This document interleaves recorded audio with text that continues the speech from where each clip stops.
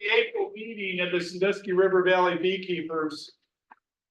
I'll tell you, after you go back about 3 weeks, you know, we had those 70-degree days, upper 60s. I was seeing out on Ohio Beekeepers, people was telling us, you gotta get in your hives and check and see how much cat fruit you've got. Well, I'm gonna tell you, we've had 3 weeks of nothing but cold, rain, and wind. So I still live by the adage, until we get to 60 degrees, you're better off to stay out of them. All right, I'm gonna call the meeting to order. And just so you remember, we do have folks on the Zoom call. How many we got tonight? 7. We got seven of our members on Zoom tonight. And we're gonna start out with our March meeting minutes. I'm gonna go ahead and have Sue go over those with us, and then we'll approve them. Thank you. Oh, yep. All right, the minutes from the March 4th, 2024 Sandusky River Valley Beekeepers Association held at the First United Methodist Church in Clyde, Ohio. Prior to the meeting, members gathered for a chili supper and socialization at 6:30 p.m. The meeting opened at 7 p.m. with President Gary Wiley presiding. 52 members were present, with 5 additional members joining on Zoom. There were no guests. The February minutes were read. Chris Renard motioned that the minutes be accepted as read. Rob Vasquez seconded the motion. The motion was carried. The treasurer's report stated that there is $5,484.47 in the checking account and $25 in the savings account. The report was placed on file for audit. Announcements. Dues are now due. Beekeeper class update. February 24th class hosted 27 people. The March class currently has 34 people registered. We are considering hosting a class in the fall with extra materials on hand. Earth Day is Saturday, April 20th at the Erie County Metro Parks. We can host a table from 11 a.m. to 3 p.m. We're looking for volunteers to assist in sharing educational materials with visitors. Contact Gary. OSB update by Chris. Only OSBA members will be able to access program videos on YouTube now, which includes traveling speaker presentation. The fall conference is April 25th and 26th at Central University in Virginia. Reminder to register your apiary with the state. $5 fee per apiary. Registered apiary. Okay, apparently that's not a word for me tonight. They will receive an inspection. Sandusky County Inspector and Club Member Barrett Zimmerman. Our guest speaker, Barbara Blacksher, retired from the Ohio Department of Agriculture, spoke to the group about nosema, dysentery, and bees. There is a common spring nosema, which often clears by itself as the bees diet becomes regulated. Nosema ceranae occurs later in the season. It's very difficult to resolve. Gary adjourned the meeting at 8 p.m. Thank you. Do we have any additions to the minutes from the March meeting? Any additions? Can I have a motion to approve those minutes? Doug Ritchie making a motion to approve it. Do I have a second? Dennis. Thank you. And now we want to do the treasurer report. Okay, as you heard, our balance starting out for this month was $5,484.47. We brought in for receipts $680 that included dues and class registrations. And then we had $552.06 in expenses that included last month's speaker, food for the B class, advertisement through the Hub newspaper for the class, and Sam's Club for some April snacks here in the rental room for tonight. So the new checking balance is $5,612.41. We have $25 sitting in the savings. So the total is $5,637.41. Now, one thing I would like to recommend, but it's going to be a club decision here. The bulk of the money is in a checking account. We do have a debit card. We do not have a credit card. So as we know, in today's society, when we order something online, we are at risk with that debit card. So what we'd like to do is transfer some money over into the savings. Savings right now is at 0.15%. So the amount that we'd like to, is gonna be up to the club. I did a little bit of math. If we move 3,000, that would leave 2,600 in the checking. If we were to move 4,000 over to savings, that would leave 1,600 in the checking. So that's basically my recommendation. Yeah, and let me just say something about this. We had a meeting with the bank when we transitioned treasurers. And one of the concerns that banks have with debit cards is those cards' ability to reach right into your checking account if there's some kind of fraud or something. And so even the person at the bank thought it would be a good idea if we used our savings account for some of our money to, just in case, and even though the money's insured and everything, it would cause us a problem if we ever got hacked or somebody stole our card number. So what I'm proposing is that I'd like to see us put $4,000 of our money into our savings account. If we need to get money back, we could always go and move it.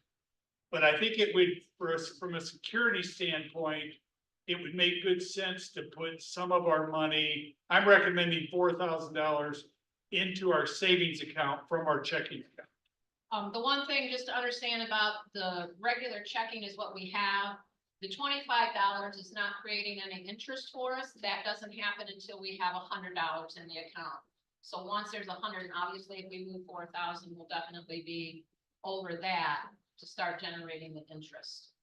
Do we have any comments on that? Does that make sense to everybody? Yeah.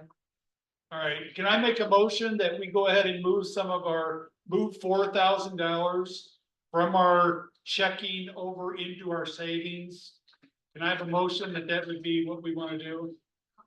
Kathleen and right back here,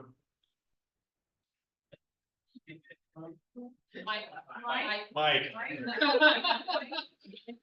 I was looking at Mike and I was thinking Tom Rathman and I just, sorry about that, Mike. Do we have a club vote, please? All in favor of us going ahead and making this transaction, say aye. Any opposed? All right, it's carried. Tom's on the Zoom call too. Tom's on the Zoom call. Oh, my goodness. Hey, so as Kim, or as we said last month, the 2024 dues are due right now. Earlier this week, we checked and we still have like 56 people on our list who is not paid for the year. And so what our bylaws requires me to do, I'm going to send out an email to anybody who hasn't paid their dues for the year. And then we go ahead and update the roster for everybody that's current. And so this next week, I'm going to go ahead and take those actions. And I'm sure we'll get, what usually happens when I send that email out, I get a bunch of people sending in their dues saying, my gosh, thank you for reminding me. So, but I want to let you know I'm going to be doing that. Also, the March 9th beekeeper class was completed, and I see a few of our new members in here. Welcome. We love having you.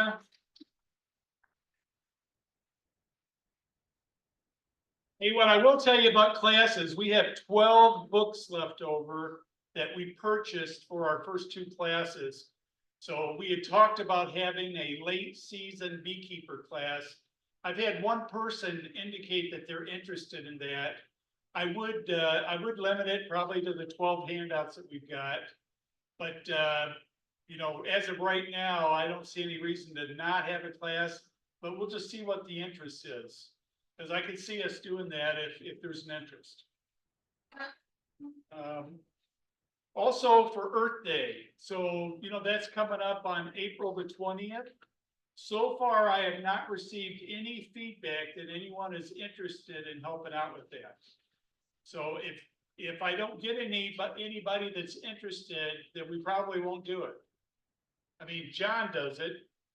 But, so I'll just wait and see. I'd like to hear something in the next week or so.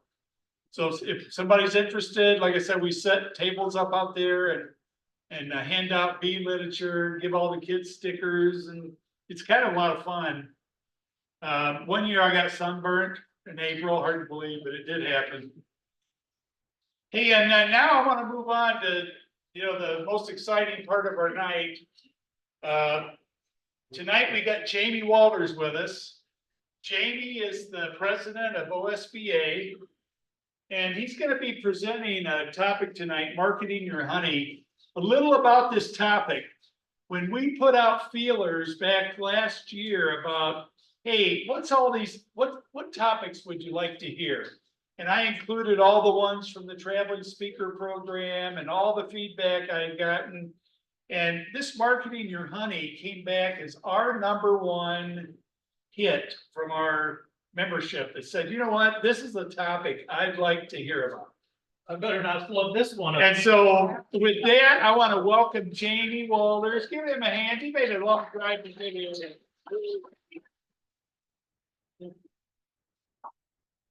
Record's on now.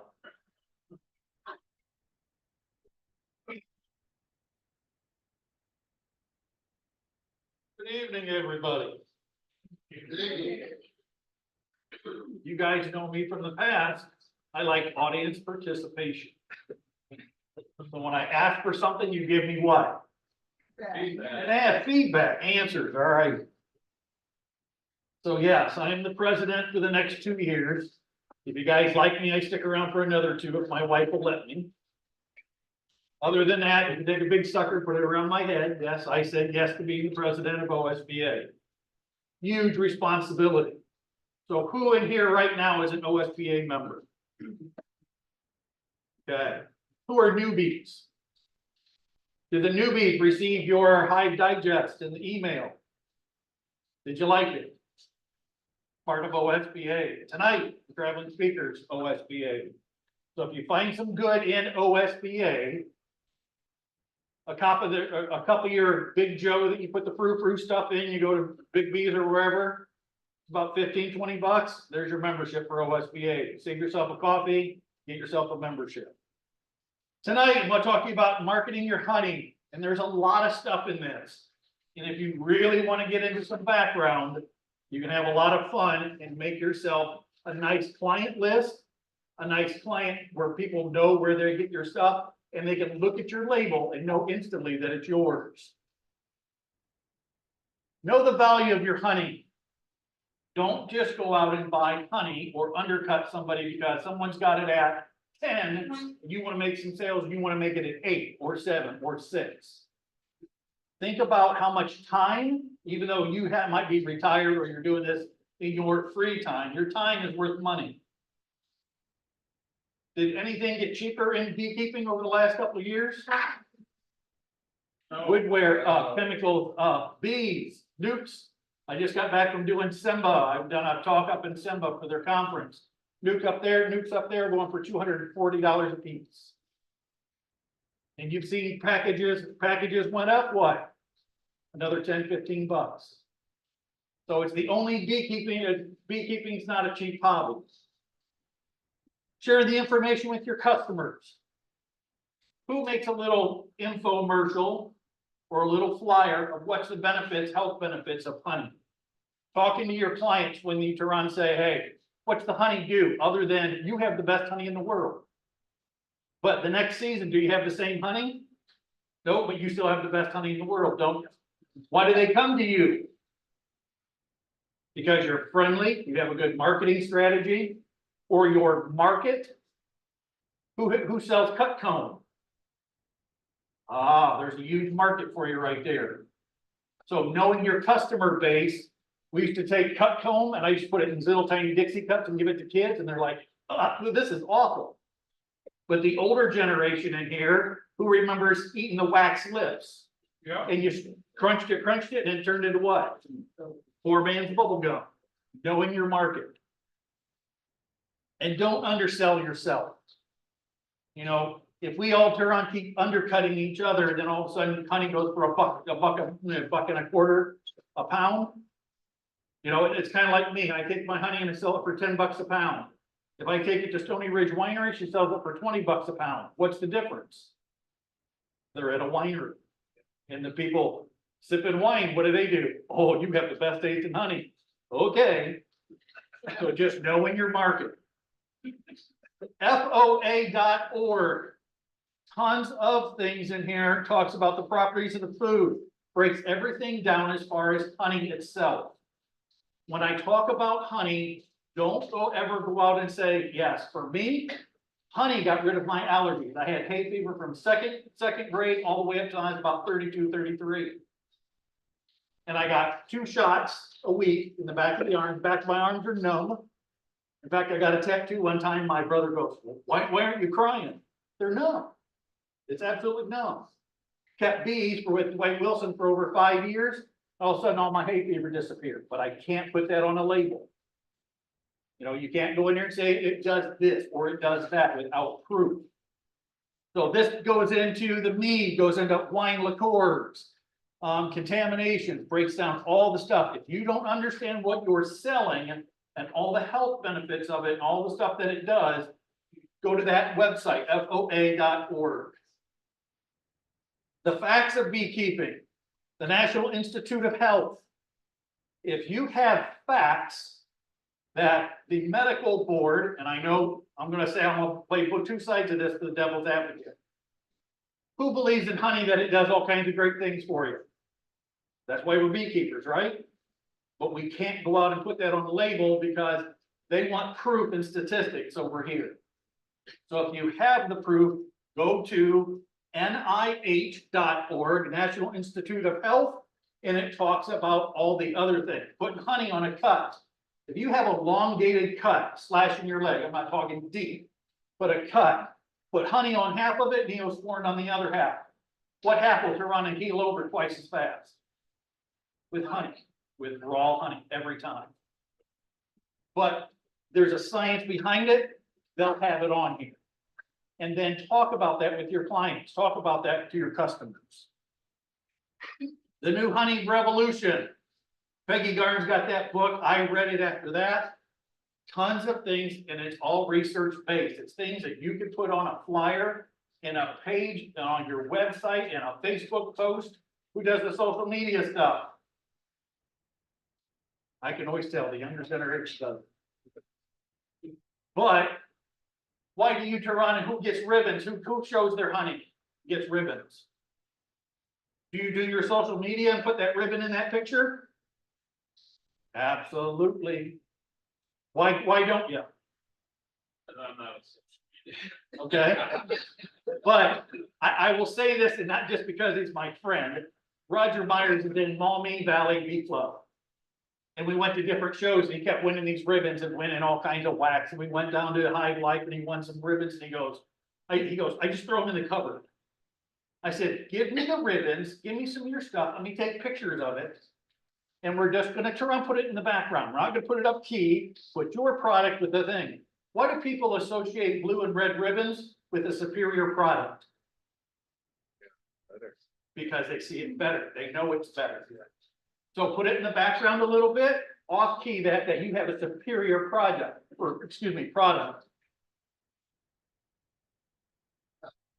Raw honey. Glucose and fructose breaks down in the small intestine and kicks out the glycogen in the liver. So when people say, what? I'm diabetic, I can't eat honey. Yeah, still use your meter. Don't turn around and go, oh yeah, eat 1.5 pounds of honey and then see what your level comes out to. But it is safe for diabetics. But they still have to monitor their insulin and still monitor their levels. They can't go. I had a guy one time buy like 4 pounds of cut comb. It was all the edge junk. And he goes, hey, he says, can I buy that whole tray from you? And I said, $10, take it. He took it, went home and called me like 2 days later. He goes, can I buy some more? I said, did you sell it? No, I ate it. I'm like, you ate over 5 pounds of cut comb? He goes, I remember it in the Depression. It was the sweetest thing on the dinner table because during the Depression, They had the sugar tickets or the sugar stuff, and there was no sweets. So that's what he ate. And he says, I sit down and watch a movie or watch a Western, and I didn't eat it by the handful. And I'm thinking, that's really good till it's coming up the other side and blocks of wax. So understanding your product of how, what it does to the person and how it digests into your body. Who has ever taken honey at night? 2 spoonfuls at night, restless leg syndrome. There's science behind it. So if you have restless leg at night, 2 spoonfuls at night. Exercising. My nephew, he works for, he started out in AAA as an umpire, now he's up to These are the majors. majors now. MLB. All the people that are on it, every sports person takes pollen, honey, and makes what? Bee bread or swelled up bee bread, and puts it in straw and eats it. It's a carb, it's a natural high that is not like cheap sugar that you're gonna get the high from, is like eating a Snickers. Who remembers Jolt back in the day? I went to high school, ate a Snickers and 2 cans of Jolt. Sugar high, then the crash. Honey does not have that crash to it. It instantly hits your body and it brings you up to a high and it levels off and then levels back down. So you're not gonna have that. Blood sugar, it's not gonna, you're not gonna get that spike.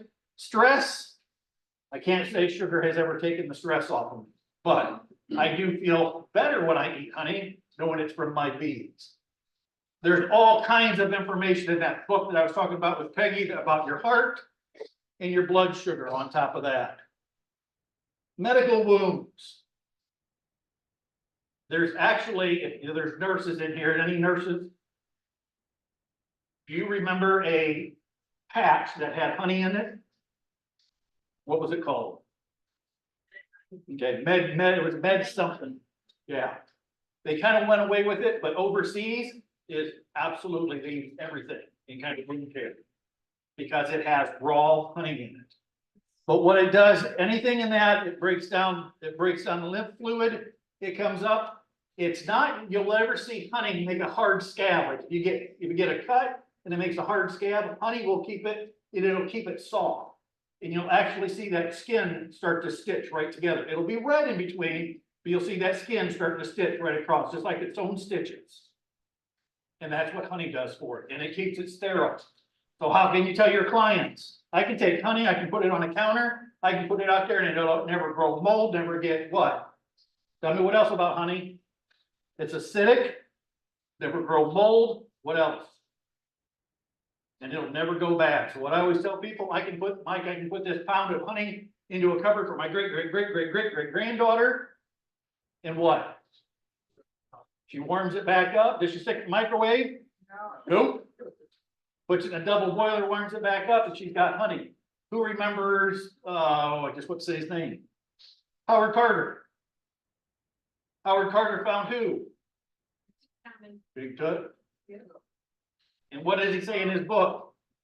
They found a clay eber, which is a clay pot that had crystallized honey in it.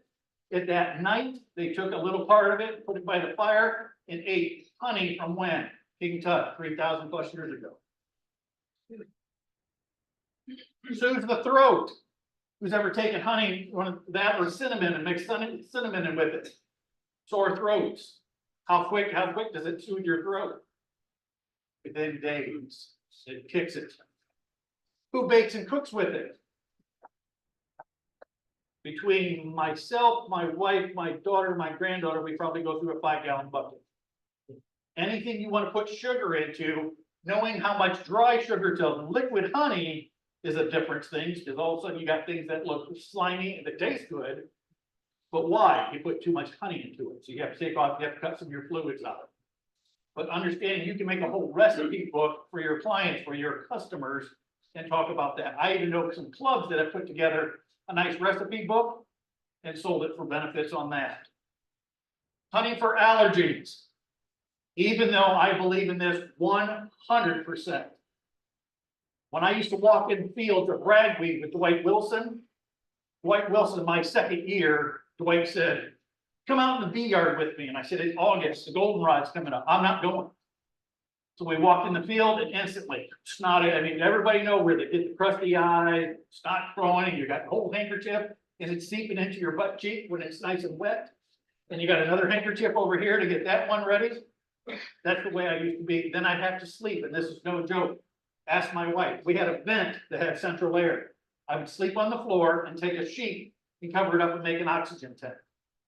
And that's how I would sleep for the night to get through the next day. But my second year of beekeeping with Dwight, Dwight's like, hey, you're doing a little bit better. We're getting in the middle of August into September. My third and fourth year, we were walking in fields of ragweed as he was walking, and it's dusted in the air. Didn't bother me a bit, but I know if I have not eaten my honey, my pollen, and getting stung enough, that my wife can tell, because all of a sudden I'm getting snotty or I'm getting congested. And she goes, you haven't been eating a lot of honey, have you? No. So for me, 100%. But they say most of it anecdotal, it's all in your head, which I'm a little fruitcake anyhow, so it might be part of that. But if it works for you, at least be honest with them. For me, why do I wear a copper bracelet for the older generation? Bingo. But for people that the younger generation, they're like, oh, you just wear it to look nice. Yeah, I do that too.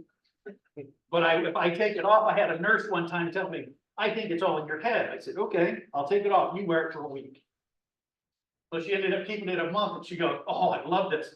I flip these people over at the bed, I'm feeling better, and da-da-da-da. And here I am.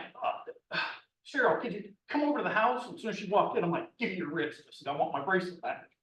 It's not in your head when you feel the pain. Honey extracting is done. When we talk that metal strainer, that is what?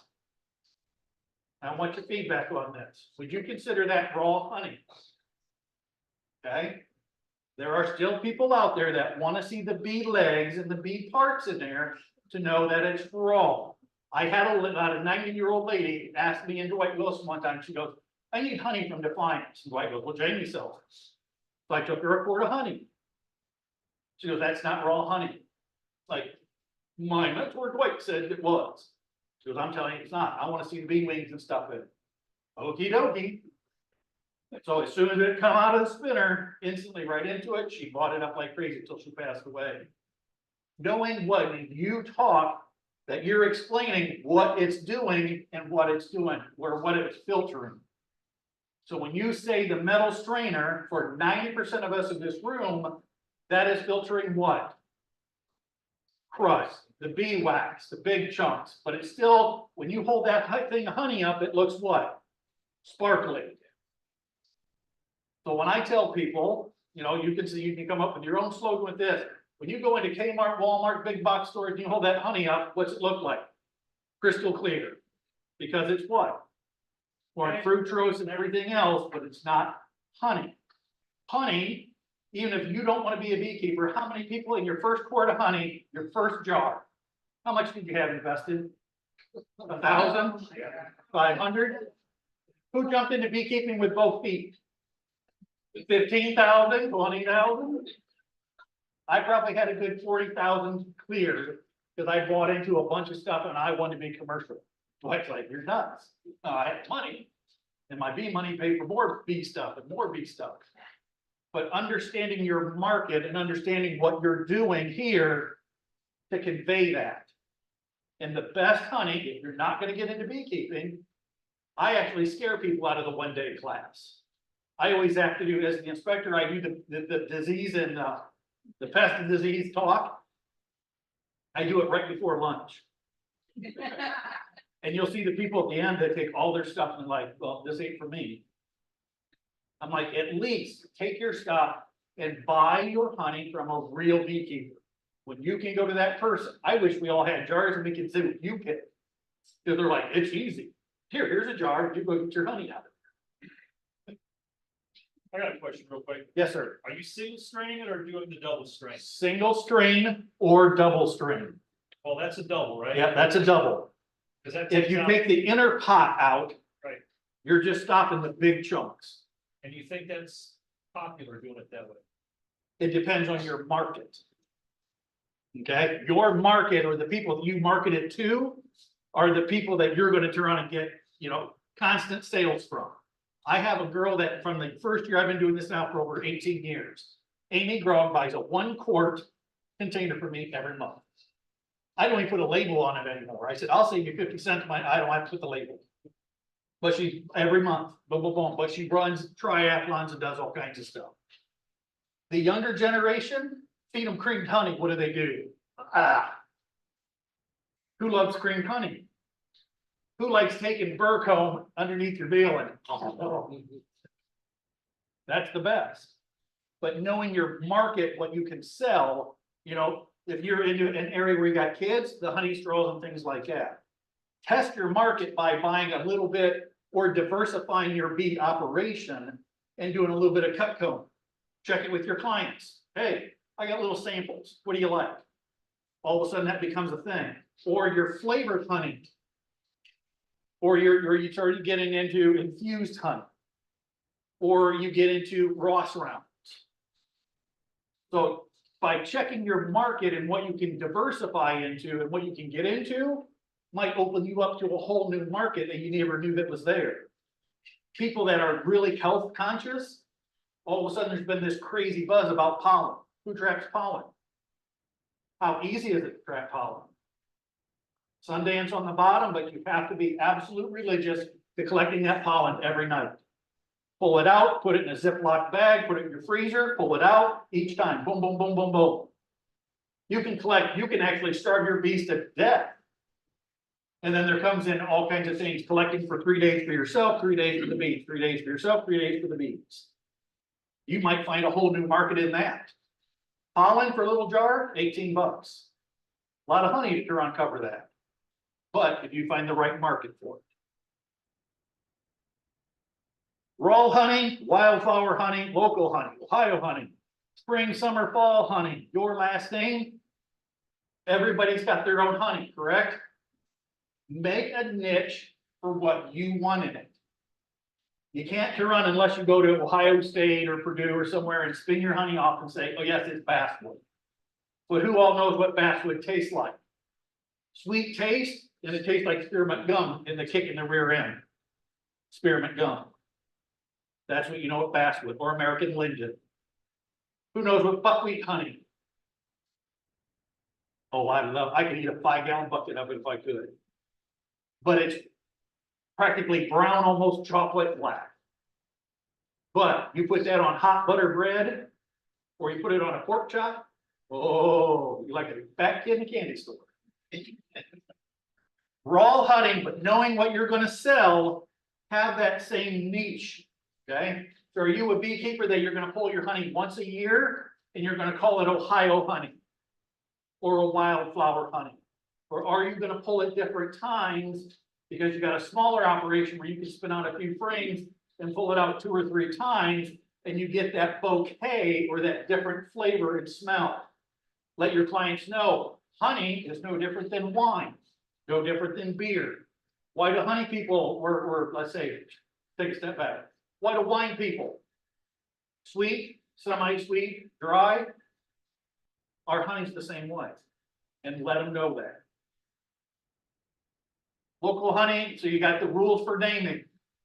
Whoever hears of the one I hate the most. Just want to say it. I'll think of it here in a second. His name's Mike. No. Trying to think of the name. Or not homogenized. No. No. It means there's nothing in it. No. Organic honey. Okay. I'm gonna jump on my soapbox on this. Organic honey. I've had people try to sell it. I had a guy in Defiance go ahead and he's around sold tons of it up down to Defiance. Everybody's like, you're the bee inspector. What do you think of this organic honey? Do you control 20 square miles without anybody spraying, pesticides, herbicides, road ditch runoff, or anything else? No. Now there's things you can do to cut down on your pesticide, herbicides, and things like that by talking to your neighbor, talking to the farmers, putting your honey, and maybe you don't use formic and all the other stuff. Maybe you use the green drone coat and you do other things, cultural methods. But don't go out and say, yes, I have organic honey, when you know darn well you can't control 20 square miles. Few of the other terms is raw, filtered, and filtered. Knowing, I've seen people use the old paint, the paint things with like 200 micron. Now you're talking about, you're getting all the wax and stuff out of it. Processed could mean a couple different things depending on who you are. Did you process it through your honey house? I've heard people say that. Did you process it through filtering? Did you filter it this time to get it through the filter, then you filtered it again and again? Knowing what you're doing with it. Some people don't like to see that cloudy stuff in there. Someone went, I just want to see honey. Okay, that is honey. And then describe to them what that honey is. Pasteurized is anything that you heat it up. So if you take your honey and you heat it up above 140 degrees, then it's not, it has all, you killed all the beneficials out of it. The only thing it is that what? The sweet at that point. How long do you need it? What's the time frame? I knew someone like you would ask me that. I have heard from, if you ask Larry Connors says, 4 hours. 5 hours. Larry Connors says 2 hours at 130 degrees. Solar melter, okay? Solar melter, what do you get, that brown honey, and what do they call it? Baker's honey. But Baker's honey, even though we know what it is, Baker's honey you can sell for $12 to $14 a pound. And they go, wow, you made some special honey. Yes, I did. No different than taking a 5-gallon bucket of honey and setting it in your garage. And it gets all creamed. What'd you do? Well, I made this special batch. And I put it in this container and I put it in the refrigerator for you and it's all creamed. How do you like? Oh, it's like $20 a container. Oh, I buy it. People at the winery used to come up and pat me on the back. Oh, that's the best creamed honey we've ever had. Great. All it is my wife leaving it in the garage. We just go, yes, sir. You may want to warn them, you start losing about 25% of the amino acids at 103 degrees Fahrenheit already. Yes. In steps, 103, 113, 126 Fahrenheit. So Jim, it's not, Jim 2 has told me up to 150, anything up to 150, instantly start killing everything off. Yeah, but where's it, is it 98, 100, I heard 108. That was- 120, Yeah, but 108 starts it, or no? 103 starts. 103. Starts it? I've heard, and as a Montana master beekeeper, it was on our test and I failed it. And they're like, why? And I said, I've heard all the big wigs tell me something different. I would say anything that's above the hive itself. Anything that we use in the mite away, the heaters, was at 105 and it killed all the mites. So anything above that, you're starting to melt wax and you're starting to unprocess something that's supposed to be nice and cool. The bees are self-regulating moisture content and everything else. You know, hey Jamie, I Yes, sir. noticed, the, low temperature warmers that you buy, like from Italy, Yep, like ours have an upper limit on them of 103 degrees, they won't go above that. yeah. Tim, our hive used to have a warmer. It was a 72 quart igloo, I think it was. You put a 5-gallon bucket in, you put a light bulb underneath, The mix. and I used to set mine for 95. It took 6 days to do it, Yeah, but I knew it wasn't reaching that upper. Yep. The container choice. I want you to think about seeing, have you guys ever had a honey tasting contest in your club? And seeing everybody else's container? it's been a while. All right, have a contest. Everybody bring in your container. Why do you use that container? Because it has a niche. So it's a honey bear. Mine is either pints or quarts, all I sell. Number one, I got tired of having little 2-ounce bears. Who loves filling them little things up? I have a wedding and I need 200 of them.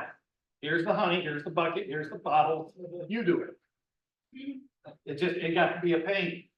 But when you go somewhere, no different than Heinz 57, Aunt Jemima syrup, you know it by eyesight.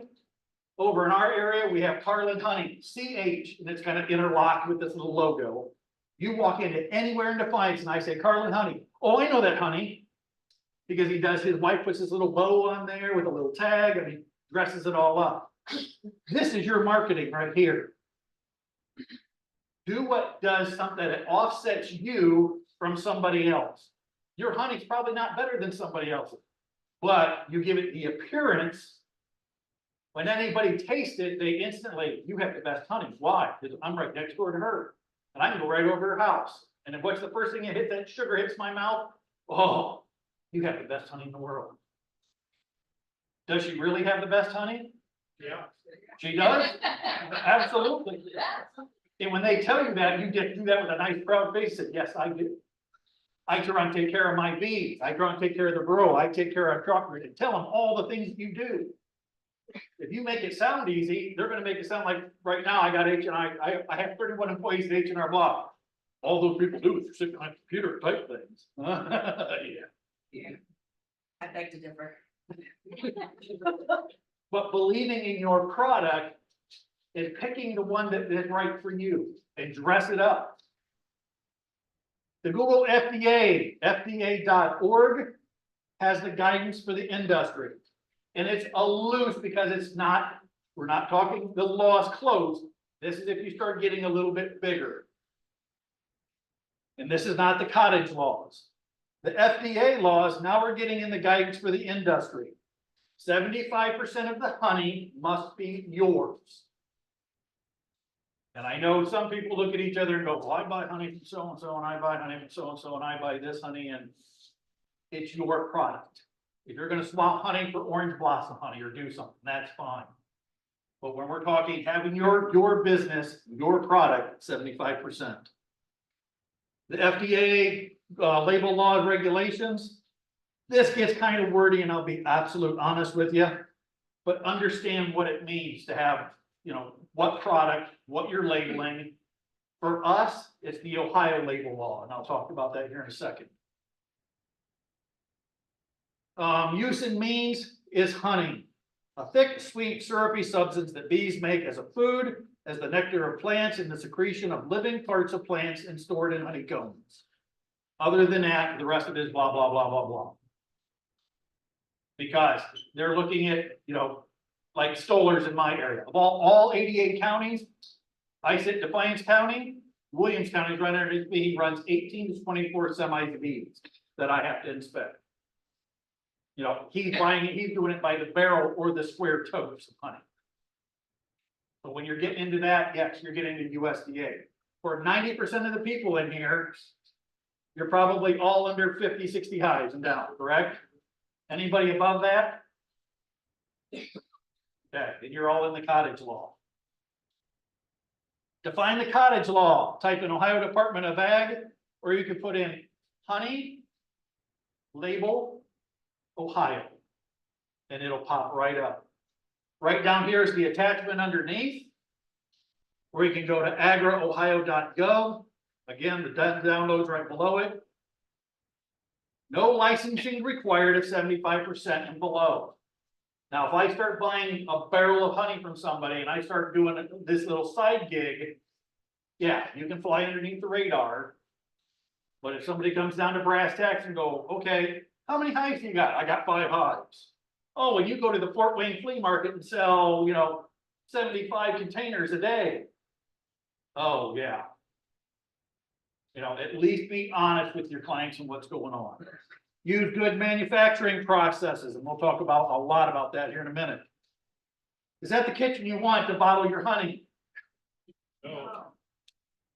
Having a nice, clean, sterile area. Clean bottles. Either in the dishwasher upside down, let them drip dry, or steam dry. You can do pints and quarts, and I'll get this question every once in a while. You can do pints and quarts if somebody brings them back to you, but wash and sterilize them at least twice. You know, you got everything out of it.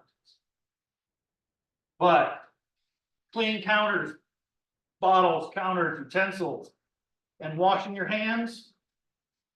We all know that little thing where you see someone go into the restroom, come back out, and their hands are dry. You know, think about that on the other side. Do you want to turn around and be at a restaurant, you watch the cook go in there and do his thing and come out and go, yeah. Check, please. Bottling your honey permitted in Ohio, and we're talking Ohio, so we're right in this group. Use clean bottles. We all know honey warms up, the warmer the honey gets, the faster it goes, right? Who's ever sat behind your bottler and went like this and went? Yeah, it'll get there, it'll get there. Warming that bottle, if you have a warming jacket, warmer on that, or you can warm the room up for a couple days. So if you got an excess heater or a garage or a zone, you can do that. And the bubbles will all settle out. Labeling your raw honey. This is what we need. The identity is the common name. So again, Ohio honey, raw honey, spring honey, flower honey. Whatever you want is that common name is what it's gonna be. The net quantity is in ounces and grams. And I'm gonna tell you that it's just easier to do the net or the pounds and the grams, because if you sell it off-site or on-site, you don't need the ounces. But what's the chances that all of a sudden, and go out to a health food store or go out to a gym or somewhere and go, hey, could I turn and put a couple bottles of honey out here? Yeah, go ahead. There's tons of, how many times have you been in a store and they got a little shelf off the side and they're selling goods for somebody else? Wholesale it to them. Lower your prices a little bit and try and let them sell it. Now you got another outlet. But who needs more bees? Who wants more hives? Who gets more hives no matter what? In the spring, who has more queen cells?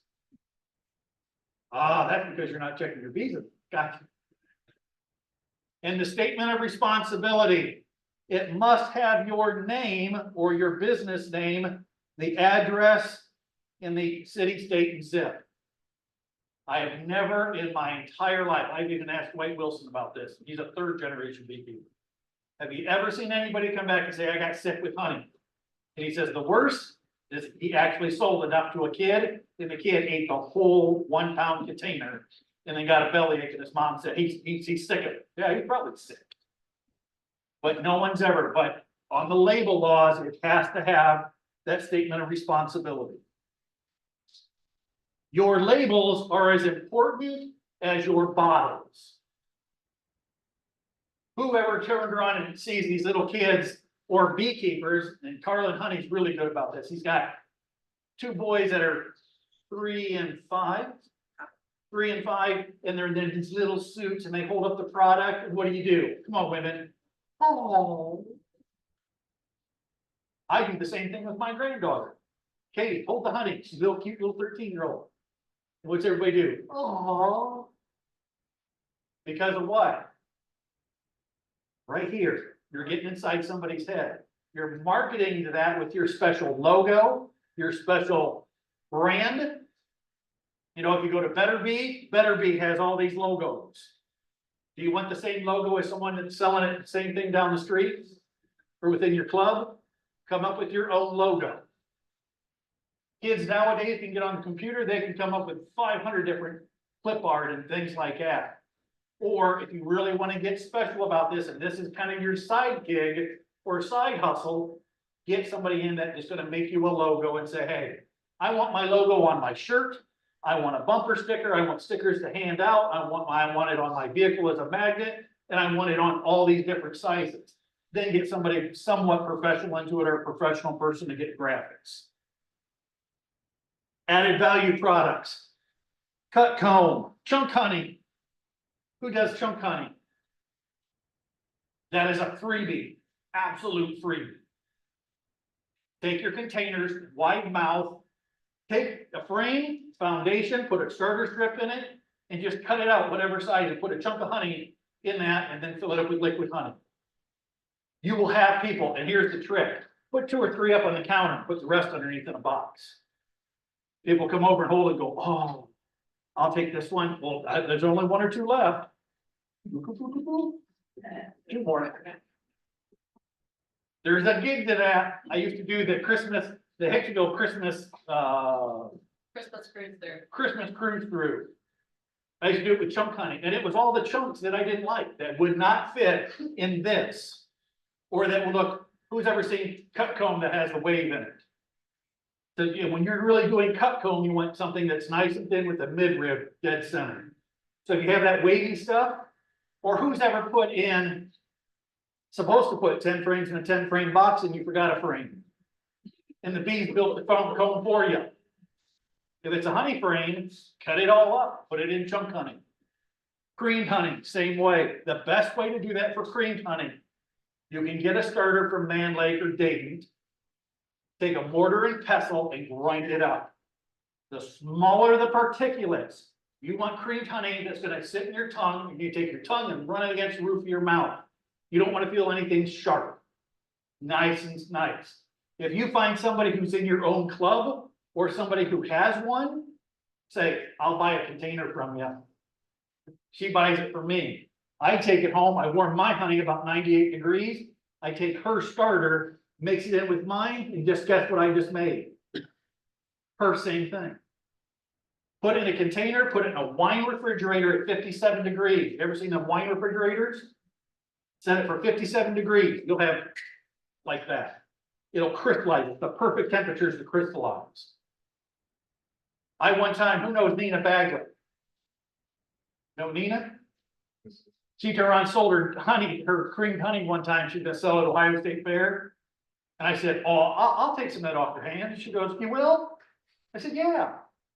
It was like peanut butter. Put it on your tongue, just melt in your mouth.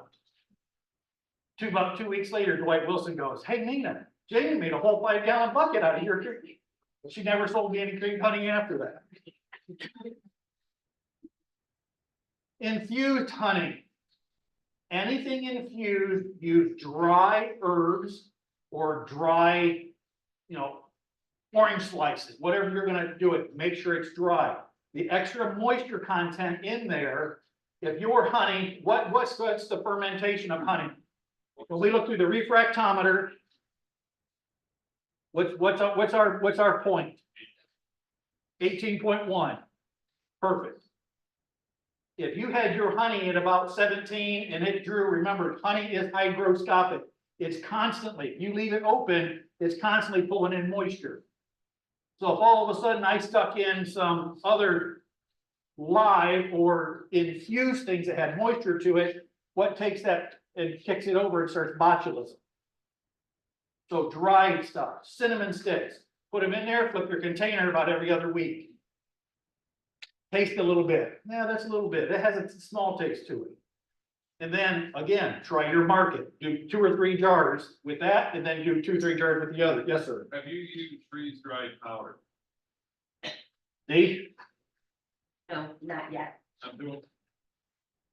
Kind of starting it with orange, and I didn't know, looking kind of for a starting point. I know it's all trial and error, but I was trying to reduce the air part. We've done about every dried herb in the world. In fact, if there's a fire at 730 Deerwood Drive in Defiance, my garage is toast and the condo is gone. We have dried herbs hanging from the rails in the garage. But she takes all of those, puts them in 5-gallon buckets and flips the buckets. Da, da, da, da, da, da. But you will always get a different taste each time.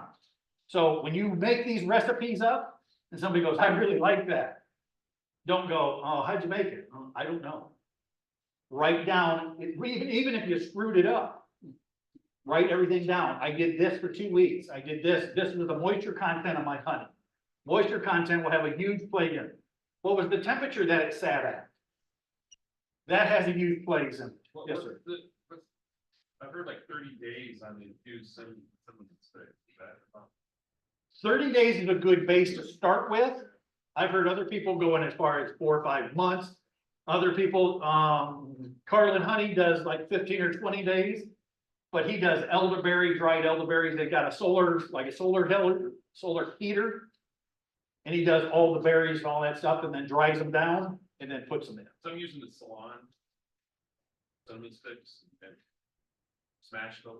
There's a guy on UK that did it that way. But then filtering it. I haven't got that far. Oh, yeah, well, I will, but I'm still And mixing it actually every day. I go in and stir and set it. And here's the thing, you were asked about timelines, and Jamie was giving you some different time. When you're using herbs and stuff, to do, tinctures, or you're doing it to infuse your honeys, or using your, vegetable glycerin and stuff, to make different things. A good rule of thumb is 4 to 6 weeks. But make certain that you're flipping it, you know, flipping it, stirring it, whatever you need to do. And keeping it in a darker area, because you don't want the sunlight getting to it Yeah, too. it's in the pantry and I got a screw on lid. Yeah. It's. Yep. And just, I stir it. I Every mean, day? but I stir it. I was gonna say, if you can, instead of stirring it every day, just go and flip it. And if you're walking back by that room, go, just take that detour and go in and flip it again that day. You know, how many other times, but on your herbs and stuff, when you're infusing. I don't wanna say the smallest, so not powder, but the more, surface area that is opened up. So taking a thin stick that might be 5 feet long and cutting them into like half inches or, you know, quarters, whatever pieces, you got more surface area that, for that flavoring to come out in. That's a little border. And that would work, just be careful of the powder part of it. You know, because otherwise you're not gonna be able to really filter that powder out so much. Then bring it in for a tasting contest. Yeah. Bing, bing. My next thing is to buy a. You know, and Peggy Garnes uses rosemary. And against the back of her house is, I mean, rosemary growing, she just goes and just grabs them all, dries them out, throws them all in. And then she goes to the farmer's market and that's the hottest selling item. Rosemary to me is, Do you restrain the honey after you use the herbs or you keep them in there? I've seen both. Yeah. Okay. Some markets, you'll have it in it. Where those people want to taste them herbs and there's other people that strain it out and then they just have the label. Some of it probably depends on what they're gonna use it for. Because if they're using it, like the To cook. rosemary, if we, right, to glaze a ham or, you know, some sort of meat or whatever. They might want that rosemary in there, you know, to help with that. Bee bread is taking honey, putting in pollen, and making it, keep flipping it until it turns into a goo. Sports people, runners, things like that, baseball, football, they all know, and they call it goo. And it's bee bread in a straw with honey mashed up till it's absolute slimy.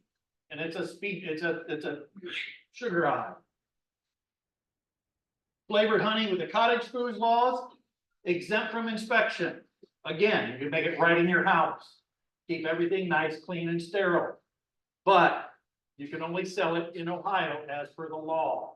We're making it in Ohio, you can't go from here and go up to Michigan and sell it. As per the law. Now, if you do it and I don't know about it, you have no idea. Or if you sell it in between them, unlabeled, and let them label it, wholesale it out. agroohio.gov covers all the cottage food laws. And that covers 90% of what you do and what we're doing in the bee industry. That covers all the products also. Again, on the labeling on this, cinnamon honey. So right there's your label. Cinnamon honey. Specialized cinnamon honey. Fantastic cinnamon and honey. Throw in add a little adjective in there. Everybody does it on marketing. Here's a kicker. The ingredients are the importance of level, the amount. So honey is the biggest amount. So that goes first. Cinnamon after that. Let's say you put in raspberries or something in after that. By weight or volume is the next one in there. Who knows about KFC? Honey syrup. Honey sauce. Oh. So I'm tonight, sorry, that's across the street at least. tonight I had it. So here's what they have in their honey that comes first. Is corn syrup first, high fructose corn syrup second, sugar third, honey fourth, and then natural artificial flavors. So when someone says, "Ooh, this is honey," what is it? It's junk. I have a question here. Yes, sir. That says this product is home produced, Yes, that must be in there. even for straight honey or just? Not straight. This is anything blended. Okay. This is flavoring. So Okay. this is flavoring. You're gonna try and add something to it or manipulate it around it to be something special. Because the production side of it is not just straining and doing what we do with honey. You're altering it and adding something to that honey. Yeah, someone told me you have to have even straight honey, so. No, not with straight honey. But again, if you want it, if you start getting this into a market, put it in pounds and ounces. That way you don't have to worry about changing it later on or trying to take a marker and draw things in.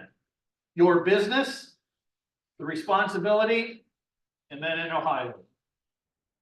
So there's the name, the ingredients, the name of the business, and the amount. And then that is if you process it with something else. So what's your name? Mike. Yeah, Mike. Mike's Terrific Cinnamon Honey.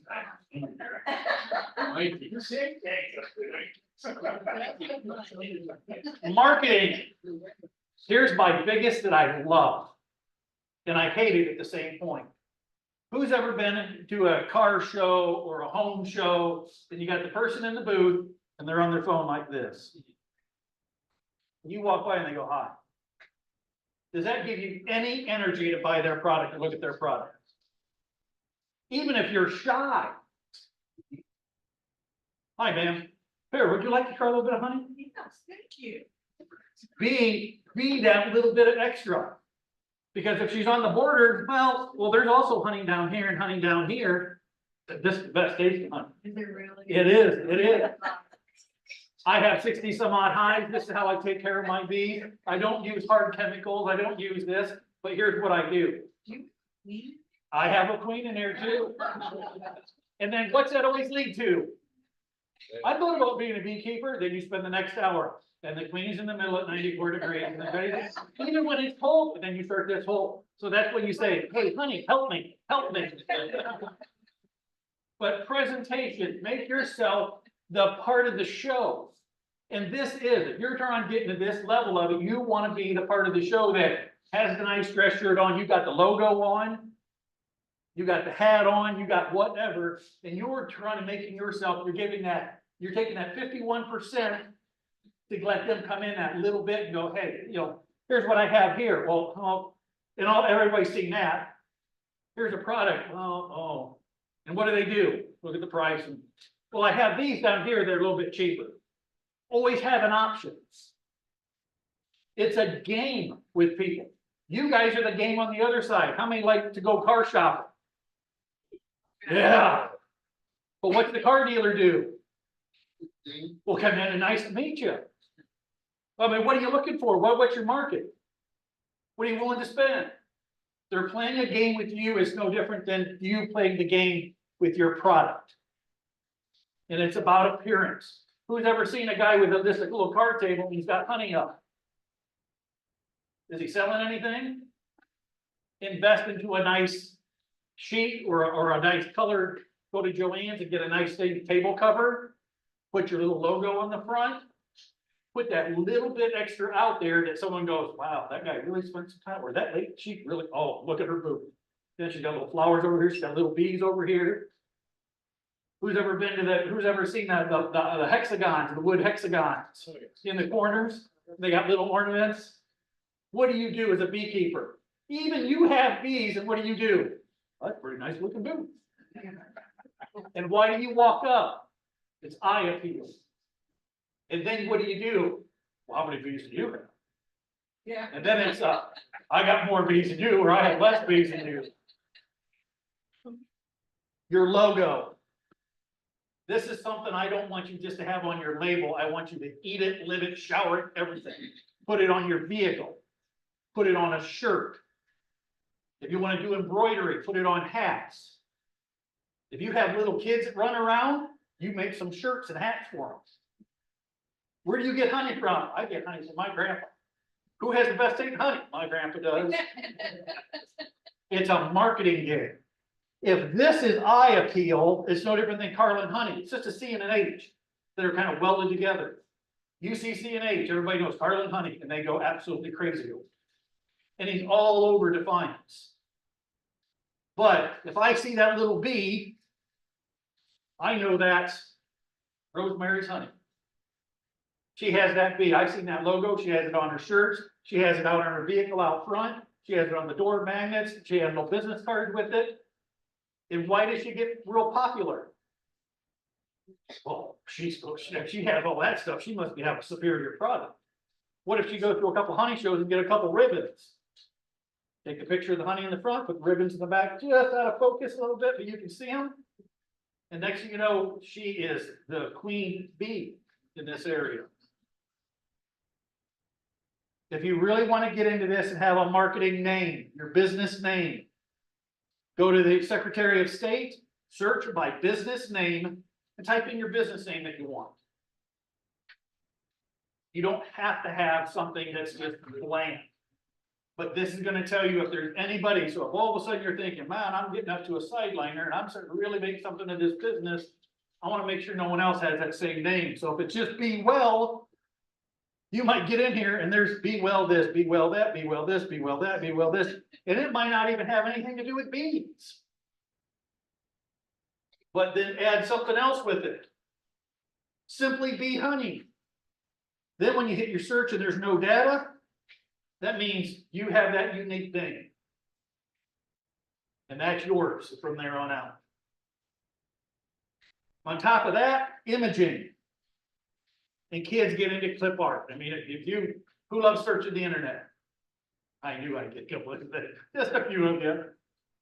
Find something you like and have somebody draw it back out for you, somebody artistic or somebody within the club. Make your logo your own. You can just search bees, go into Google Images, and it has every bee in there in the world. And you can put cartoon bee, you can put line drawing bee, you can put anything. It'll come up with something. You go, okay, I kind of like that bee, but I want it flipped and I want my wording in an arch over the top, or I want it in a square. Think about how that's gonna put on your everything and how you're gonna merchandise that. And then go to tools, you can download all the different sizes. If you're gonna do this, go to size and go to maximum. Find that logo so it's maximum size, so you can edit that and use it. Sometimes the size is this big, and by the time you blow it up, it's pixelated. So who's ever seen a pixelated picture? And also it gets real grainy, so if you're trying to use that for something, you can't use it. The tagline, put your honey where your mouth is. You know, this, you could really get into this. Carlin's kids are doing this little, his brother says something, and he says something about bees. So they're playing off of this and they're doing little commercials now on YouTube. But to the bee's knees, anything you can throw in there, if you have room on your label or room on your shirt, you got your logo, what do you have across the back? Who's ever seen club shirts? What do they always have something on the back? I just bought one in Michigan and it had the formula of honey on the H2, like they broke down the science breakdown of it. Why did I buy a shirt? Because it's cool. It's neat to have that. Because now I wear it, people are like, what's that mean? Well, that means honey. Are you a beekeeper? Yes. And then my wife goes, why do you tell them? Oh, you get into the whole spiel of it. Branding. And what you're making your own brand than anything else that we see. The colors, the logos, the recognition of it, the social media side of it. If you're not into social media, find a kid that's about 14 and under. They'll show you social media. Formalizing your business, and that shows your credibility. The business name is protected, so if you find other people that do not have that name, that means you're isolated with that name. The marketing and the other perks of it. This is if you decide to go up from here. This is just one step more. If you decide to get into this and get your business name into a business and get an EIN number, that means you're registered with the government, with IRS or the state. A sole proprietor or an LCC. So either one, an LP, LPN, it's a partnership. So if you have, let me go over these quick for some of you. A sole proprietor, who owns their honey business themselves? Okay, sole proprietor. I'm a sole proprietor for Katie's Bees and Honey. That means it's just me, myself, and I'm protected for just me. If I'm gonna get into tons and tons of sales, and I'm gonna start selling nukes and start doing other things, then I might wanna go to an LLC, limited liability. For the fact, what if somebody takes that nuke home and takes their kids out with them and gets the kids stung up and then says they're my bees and wanna come back against me? An LLC cuts your business off from your home. And I'll tell you this as a tax professional also, protect yourself. And I'm not trying to say to be mean, because someone is more than willing to turn around and sue anybody anymore. So you're gonna turn on, you're gonna say, hey, you can have the honey business, but you're gonna keep my house, my car, my wife, and everybody else, leave them alone. If you're in this in a partnership, this could be husband, wife, or two guys or two girls, they go, hey, we wanna get into this. It's kind of like, Be Apothecary. There's two couples that bind together that made this. That's an LLP, it's a partnership. I spell out what you do, you spell out what I do, and we can work together this way. How's that compared to an S corp? I only get S corps. S corp, Yeah, that's what I have. it's all underneath here. It's easy. S corp, okay, now you're getting a regular paycheck. If you were to turn on and let's say you were gonna pull in, and I'm just gonna say 30,000-40,000 a year just from hunting sales, Sorry. then I would go into an S corp. For the fact you're S corp, you can pull a paycheck from it every week, every other week, and then you're having your business, but the two are kind of this. As where this is all little people down and underneath. Follow me on that? An S corp is great. I'd love to have an S, I'd love to take my partners out, not literally out. But take my partners out and switch it over to an S corp. Your Ohio Business Roadmap, if you're gonna get into a business, please look this up. It talks about if you're really getting into a business side of this, speak to an attorney, talk to your tax professional, and say, how is this gonna affect me? And how much withholdings am I gonna have, and what do I have to do? Point of sale. You know them, they always get their little percent too. So do you have to swear? Do you wanna sell at a flea market? Do you wanna say the honey bear is $5 including tax? Then somebody's gonna pay the tax in between, or you're gonna eat it. The liability insurance, this goes on and on. Talk to your homeowners and say, hey, I'm selling honey and I wanna have a honey house. What's this gonna protect and what's it not? Or do I need a separate insurance policy for my honey house and my bee operation? They got conferences, all kinds of different things you can sell it at. And the world is your fate. I mean, go out there, the louder you are in bees, the more people are gonna see it. The more you have a good brand with branding, shirt, logo, stickers, business cards, everything. If you have a good superior product, you're gonna turn around and run amok. Again, OSBA's got the youth scholarship that we do all the way down through that thing. And tonight was brought to you by OSBA. We always have a disclaimer at the end. It means, do I know what I'm talking about? Yes, but you can't sue OSBA. Any questions? Did I at least teach you one thing tonight? Yeah. That's my goal. Yeah. Thank you very much.